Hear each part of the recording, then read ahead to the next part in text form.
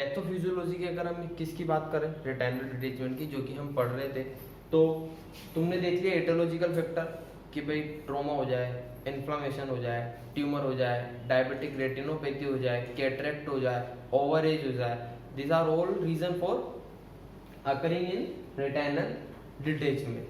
क्या है, अब इसके बाद हम बात करते हैं पैथोफिजियोलॉजी की कि भाई कैसे हो रहा है, क्या चेंजेस आ रहे हैं रेटाइना के अंदर जो कि ये डिटैचमेंट इसमें अकर हो रहा है। अब हम देखते हैं ड्यू टू इटियोलॉजिकल फैक्टर। तुम्हें पता है सबको इटियोलॉजिकल फैक्टर क्या है, अपन ने अभी पढ़ाई है। फिर उसके बाद हम देखते हैं degenerative changes in the retina and vitreous fluid. Degenerative changes in the retina and vitreous fluid, ये क्या है, रेटाइना है, इसके अंदर क्या होंगे, या तो डिजेनरेटिव चेंजेस आएंगे या फिर टीयर यानी कि कटेगी फटेगी, है ना।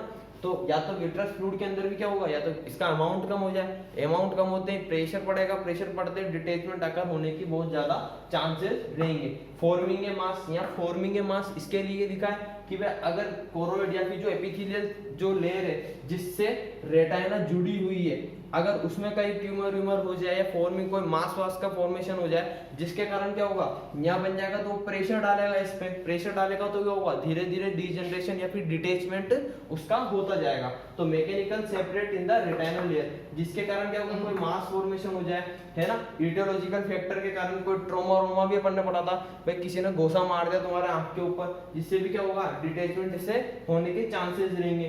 तो उसके बाद क्या होगा, डिटैचमेंट अकर। फिर portion of retina can not perceive light, भाई जब यहाँ से इसका डिटैचमेंट हो चुका है, तो जब लाइट एंटर करेगी इधर से, यहाँ से लाइट एंटर करी कॉर्निया से, लेंस की तरफ आई, लेंस से अपने अंदर यहाँ पे विट्रस फ्लूइड में होते हुए अपने जो रेटाइनल लेयर है इसके अंदर आएगी। पर होगा क्या, इसका तो डिटैचमेंट हो चुका है इसकी पूरी लेयर से, तो अब ये क्या कर रही है, ना तो इसको O2 सप्लाई दे पाएगी, है ना, इसमें क्या होगा, कट ऑफ हो जाएगा, ना तो O2 दे पाएगी ना उसको न्यूट्रिएंट दे पाएगी।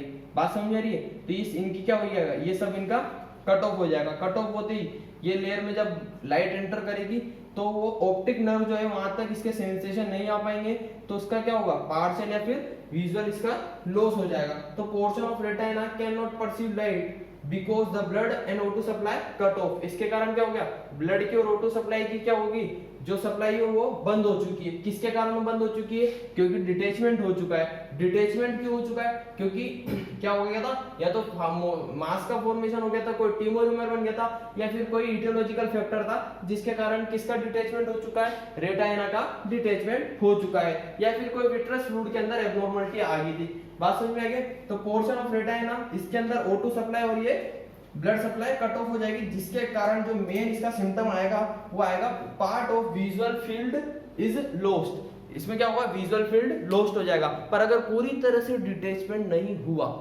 थोड़ी थोड़ी जगह जगह इसके डिजेनरेटिव चेंजेस आ रहे हैं, ये तो मैंने तुम्हें पूरी तरह से मैकेनिकल सेपरेशन पूरा बताया है तुम्हें कि रेटाइना से डिटैच हो चुका है, पर रेटाइना का जैसे कुछ कुछ जगह पे ही जैसे डिजेनरेटिव चेंजेस आ रहे हैं, या फिर कुछ कुछ जगह पे इसका क्या हो रहा है, डिटैचमेंट हो रहा है, तो क्या होगा, इनिशियली सिम्टम आएंगे। इनिशियली जैसे कि भाई फ्लोटर्स दिखेंगे, अभी हम क्लिनिकल मैनिफेस्टेशन भी पढ़ेंगे, उसके बाद तुमको क्लियर होता जाएगा। पर फाइनली अगर इसकी पैथोफिजियोलॉजी देखें तो सिंपल सी पैथोफिजियोलॉजी है, और part of visual field is lost, दिखना भी उसको बंद हो जाएगा। भाई क्यों बंद हो जाएगा, भाई मेन सप्लाई से उसकी क्या हो जाएगी, कट ऑफ हो जाएगा। भाई लाइट आ रही है, लाइट में अगर इसके पीछे से अपन ने मेन सप्लाई काट दी तो इसको जहां से लाइट आ रही है वहां से नहीं मिल पाएगी, जहां से सेंसेशन आ रहे हैं तो क्या होगा, अपन को इसमें देख नहीं पाएंगे। अब इसके बाद हम बात करते हैं क्लिनिकल मैनिफेस्टेशन की कि भाई क्लिनिकल मैनिफेस्टेशन में इसके क्या क्या सिम्टम और साइन आएंगे। तो बात करते हैं हम क्लिनिकल मैनिफेस्टेशन की, रेटिनल डिटैचमेंट के क्लिनिकल मैनिफेस्टेशन क्या आएंगे। बात हमने कर ली डेफिनेशन की, पैथोफिजियोलॉजी की, इडियोलॉजी की, अब बात करते हैं क्लिनिकल मैनिफेस्टेशन की। जैसा कि तुमको पता है रेटाइना कौन सी लेयर है, सेंसरी न्यूरल लेयर है, जो क्या करती है, ये हमारी मेन लेयर होती है आई के अंदर, जिसके अंदर रोड और कोन सेल्स होती है, जो क्या हेल्प करती है, देखने का काम करती है, डिम लाइट में, अंधेरे में, रात में और दिन में, ये सब क्या काम करती है, हमारी रोड और कोन सेल्स होती है, जो कहाँ प्रेजेंट होती है, रेटाइना के अंदर प्रेजेंट होती है। अब हो क्या गया रेटाइनल डिटैचमेंट में कि भाई जो रेटाइना है वो उसकी जो एपिथेलियल सेल्स है या जो कोरोइड है उससे क्या हो चुका है, उसका डिटैचमेंट हो चुका है। अब उसके कारण क्या होगा, डिटैचमेंट हो गया तो उसका मेन सप्लाई से पावर कट हो गया है ना, जो ऑप्टिक नर्व जो ब्रेन से आ रही है वो उसका क्या हो गया, पावर कट हो चुका है। पावर कट होते क्या होगा, अब लाइट एंटर करेगी तो उसको विजन लॉस होगा, विजन दिखाई नहीं देगा।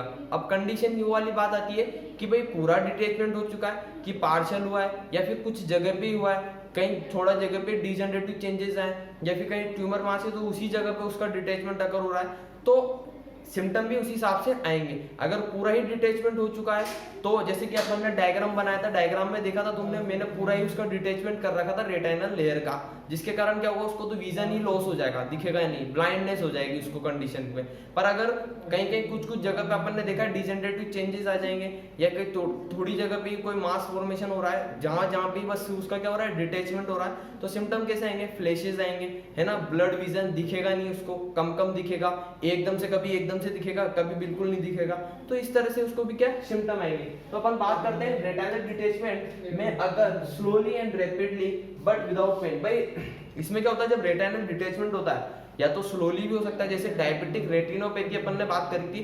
डायबिटिक में क्या होता है, जैसे आज कोई कंडीशन है डायबिटिक के, किसी पेशेंट के अंदर डायबिटीज डायग्नोस हो गया तो उसके 20-30 साल बाद तक ऐसी प्रॉब्लम जनरेट होती है। क्योंकि क्या होता है, शुरुआत में तो इनिशियल सिम्टम नहीं आते, पर धीरे धीरे डायबिटीज में क्या होता है, इम्यूनिटी लॉस होती जाती है। जो अपने जो मिनी ब्लड वेसल्स है, जो मिनी सेल्स है, जैसे आई की होगी, रेटिना की होगी, नेफ्रो किडनी की होगी, जहाँ अपने नेफ्रॉन्स होते हैं, है ना, अपने न्यूरॉन्स जो अपने न्यूरॉन हो गए, तो ये सारी क्या है, इनमें लेट कॉम्प्लिकेशन आते हैं। लेट यानी कि बहुत बाद तक जाके इनके अंदर क्या होता है, प्रॉब्लम चालू होती है डायबिटिक कंडीशन में। तो वैसे हम बात करते हैं, तो अगर धीरे धीरे हो रहा है तो स्लोली स्लोली डिटेचमेंट होगा।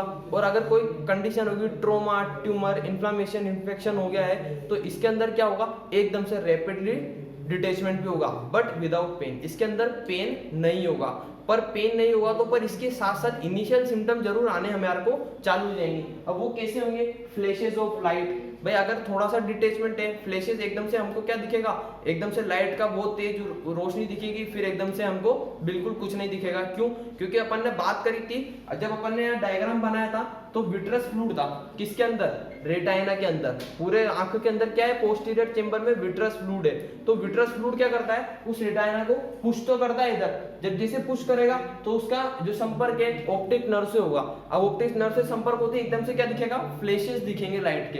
बात समझ में आ रही है। अगर कुछ ही जगह पे डिटेचमेंट पूरा नहीं हुआ है, तो पार्शियल कुछ कुछ जगह पे हुआ है, तो जैसे जैसे उस विट्रस फ्लूइड उस पे पुल करेगा तो वैसे वैसे उसको फ्लैशेस दिखाई देंगे। तो फ्लैशेस और ब्लड विजन उसी हिसाब से उसको कैसा दिखाई देगा, ब्लड विजन भी दिखाई देगा, जैसा कि कैटरेक्ट में भी दिखाई देता है।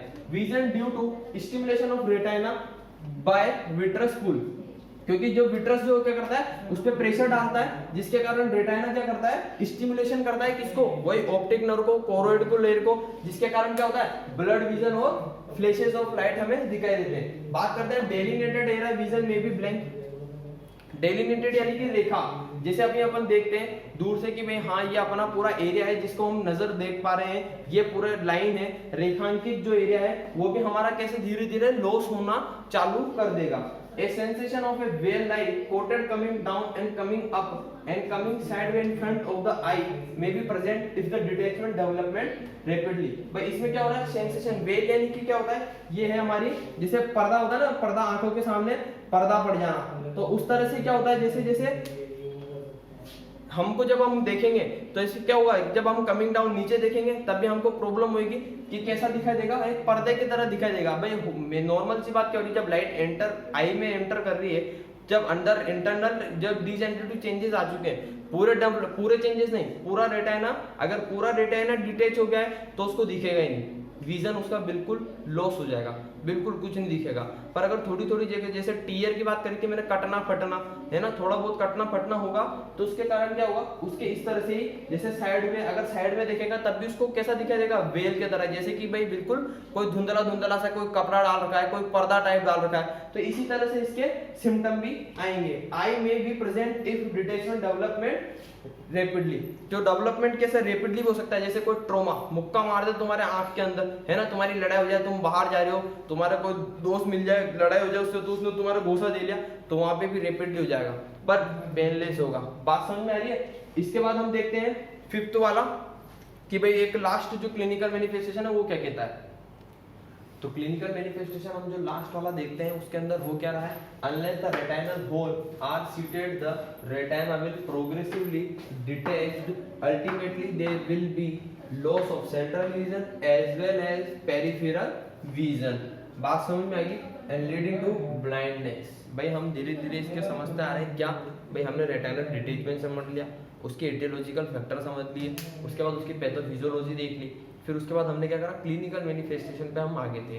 क्लिनिकल मैनिफेस्टेशन पे अब ये लास्ट वाला क्लिनिकल मैनिफेस्टेशन है जो क्या कह रहा है कि भाई अगर रेटाइनल होल हो रहे हैं या कोई डिजेनरेटिव चेंजेस आ रहे हैं, आर सीटेड, वो अगर लंबे समय तक बने रहते हैं तो क्या होगा, रेटाइना प्रोग्रेसिवली लंबे समय तक अगर ये बना दे गया है ना, क्या कि भाई कोई मास फॉर्मेशन हो रहा है, कोई इस तरह से कोई चीज हो रही है, क्योंकि क्या होती है, पेनलेस होती है, इनिशियल सिम्टम होते हैं जो आदमी इग्नोर करता रहता है, पर होता क्या है, फिर अगर ये प्रोग्रेसिवली बना रहेगा तो अल्टीमेटली बाद में क्या हो जाएगा, there will be loss of central vision. Central vision जो हमारा होता है वो भी क्या हो जाएगा, लॉस हो जाएगा, और एज वेल एज ये जो पेरिफेरल विजन है जो हम साइड टू साइड देख पा रहे हैं, इतना जो एंगल बना पा रहे हैं हम हमारा, वो भी क्या हो जाएगा, धीरे धीरे लॉस हो जाएगा। तो as well as central vision भी लॉस हो जाएगा और पेरिफेरल विजन भी लॉस हो जाएगा अगर लंबे समय तक डिटैचमेंट बना रहा प्रोग्रेसिवली। रेटाइना ने जो होल बने हुए हैं या फिर अगर कोई प्रोग्रेसिव चेंजेस, डिजेनरेटिव चेंजेस जो आ रहे हैं, अगर उनको सही नहीं करा या फिर अगर उनकी हीलिंग नहीं हो पाई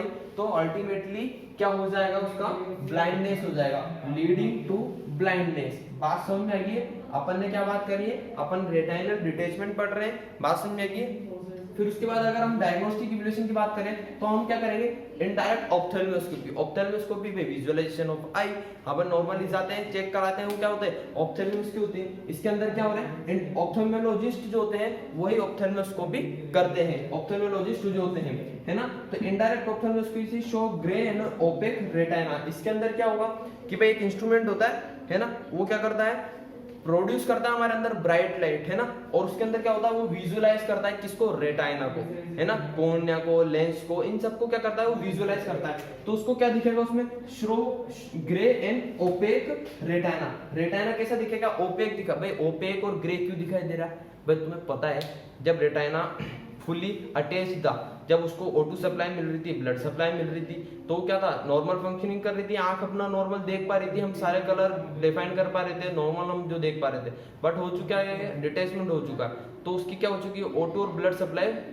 कट ऑफ हो चुकी है। अपन ने पैथोफिजियोलॉजी में भी पढ़ा था, बात समझ में आ रही है। तो उसके कारण क्या होगा, रेटाइना हमको कैसा दिखा देगा, ग्रे और ओपेक हमको रेटाइना दिखाई देगा। उसके बाद स्लिट लैंप एग्जामिनेशन करेंगे, है ना। स्लिट लैंप एग्जामिनेशन क्या होता है, एक बायनोकुलर माइक्रोस्कोप भी होती है ना, एक बायनोकुलर माइक्रोस्कोप होता है। उससे क्या करते हैं हम, पेशेंट को कहते हैं कि भाई इसमें instrument enable the user examine the I with magnified 10 to 14 times with real image. इसमें स्लिट लैंप एग्जामिनेशन क्या होता है, एक स्लिट लैंप एग्जामिनेशन में मैग्नीफाइड ग्लास होता है, उससे हम पेशेंट को कहते हैं कि इसमें देखो, और वो एकदम 10 से 14 टाइम, 10 से 40 गुना उसकी रियल इमेज दिखाता है, जिसके कारण हम क्या पता लगा पाते हैं कि भाई जो इंटेंसिटी है, विड्थ है, ये सब चीजें हम क्या पता लगाते हैं, इस स्लिट लैंप एग्जामिनेशन से हम आई का पता लगा पाते हैं। गोनियोस्कोपी, गोनियोस्कोपी भी क्या होता है, गोनियोस्कोपी से भाई तुम्हें पता है, हमने देखा था कि भाई ये आई है ना, ये आगे क्या है, कॉर्निया है, और बीच में यहाँ क्या हो रहा है, ये लेंस है।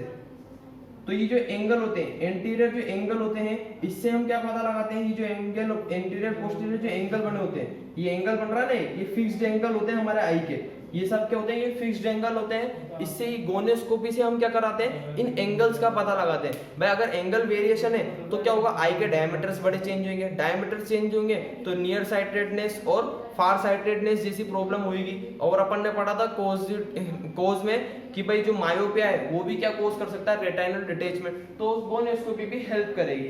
बात समझ आएगी। तो हमने डायग्नोस्टिक इवोल्यूशन पढ़ लिए और इसके बाद हम देखेंगे कि भाई मेडिकल मैनेजमेंट हम इसका क्या करेंगे।